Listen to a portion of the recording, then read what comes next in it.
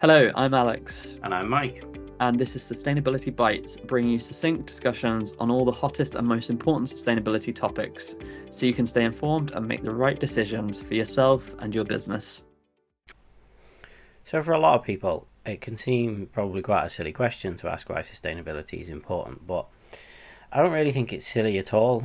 We can't all be experts on everything, and a lot of effort and expense and energy has been put into muddying the waters around the topic of the environment. So, it is important, even if you're not entirely on board with everything. So, shall we have a look at why? Alex, I think you've got quite a good analogy that relates to toilets, don't you? Yeah, so I often think about sustainability like toilets. So it sounds ridiculous, but hear me out. So before toilets were invented, the streets were basically your sewage system, and in turn, you've got lots of diseases like cholera floating around, quite literally. Um, and while the story is Quite a little bit literally. more, yeah, exactly. While the story is a little bit more complex, in short, someone invented toilets thinking it might help prevent these diseases. So the absolute worst case scenario here is that it doesn't prevent the diseases, and but you don't have to wade through sewerage on the streets, and you can sit in peace on the toilet. But best case, it does fix the problem of diseases. So sustainability is kind of the same in the sense that best case, we solve the climate crisis. The worst case scenario, let's say the science is wrong, we have cleaner air and we're not as reliant on limited finite sources from other parts of the world. So it's kind of a win-win, really. Yeah, I think that's quite a good way of looking at it. I guess it's a bit like eating vegetables as well. The science says that they're good for you, but even if you don't believe it, what harm is eating a few extra sweet potatoes going to do to you? Yeah, might go to the toilet a bit more. Hey? But yeah, so shall we look at how sustainability affects us? Yeah, I think that's a good place to start. There's actually quite a lot more ways that sustainability affects us than you probably think. Um, there's obviously the climate element where most people focus their attention and efforts on, but particularly in that instance for things like COP, because that gets a lot of headlines, where they produce all those global agreements to limit the average temperatures by just a few degrees. But there is quite a bit more to that, isn't there? Yeah, air quality is a good example. So some cities in the UK and elsewhere in the world, they've been introducing rules to punish drivers of heavily polluting vehicles if they choose to drive within certain areas. The reason for this is because these vehicles emit toxic gases like nitrous oxide, which have been linked to health problems. So addressing sustainable travel can help reduce these diseases, and it's similar for water quality too. Dumping toxic waste into rivers is bad for the environment and our health. So again, it's this win-win. Yeah. Security is another one. A lot of people don't really think about it, do they? But um, the war in Ukraine has really opened up our eyes to just how reliant we are on authoritarian regimes for our fuel and energy. Um, that's obviously an entire topic on its own. But just not being reliant on bullies is very clearly a good way for our own national security to be in, as well as ensuring energy security by just generating it by other means. Yeah. I mean, the list is endless, isn't it? Food safety, flood prevention, food security, the habitability of islands and coastal regions, just a few of the kind of a handful of examples.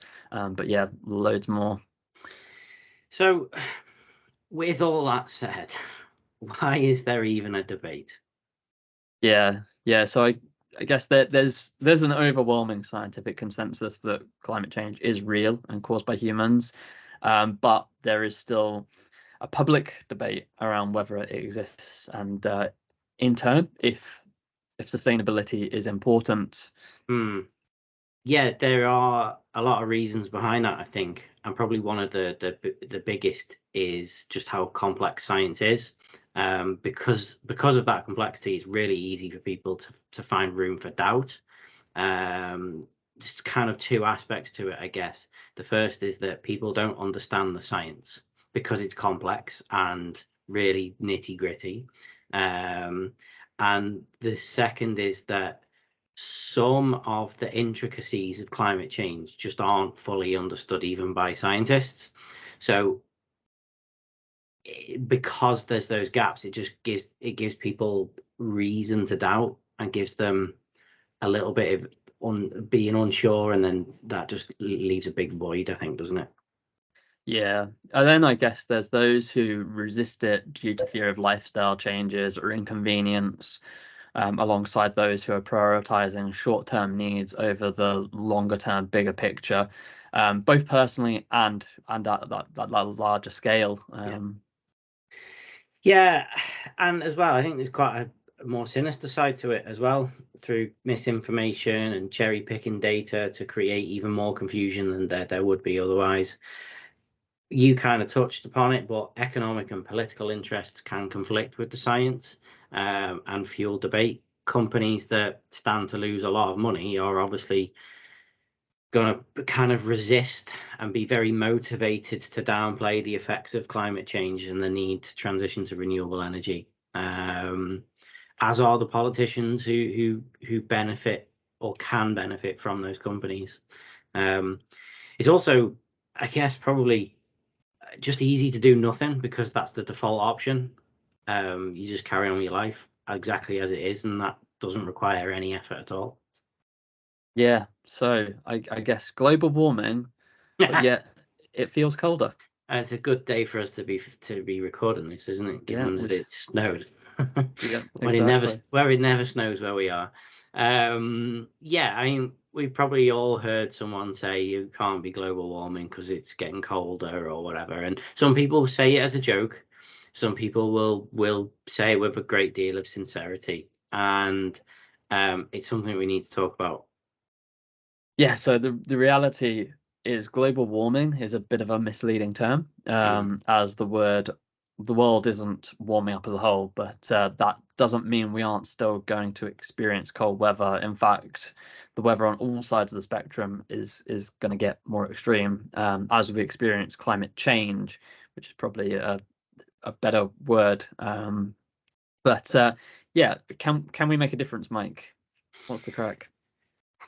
Yeah, we can. And one of the biggest reasons people say that they don't or won't make any changes to their own lives is they just don't feel like being on their own they can make any difference. But that just is not the case. Like, okay, reducing the amount of time you drive or fly won't do much on its own, but it's an important step that the rest of us should be taking as well. And if we all do it, it won't be small. It's small on your own, but collectively, it's a huge difference.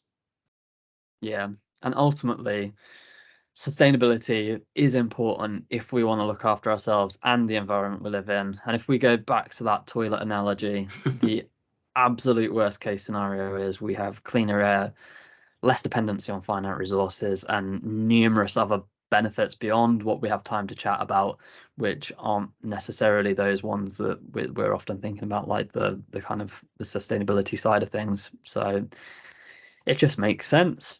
Exactly. I agree. Thanks for listening to this episode of the Sustainability Scope. If you liked what you heard, then be sure to subscribe and turn on notifications so you never miss an episode. Follow us on social media too by searching the Sustainability Scope.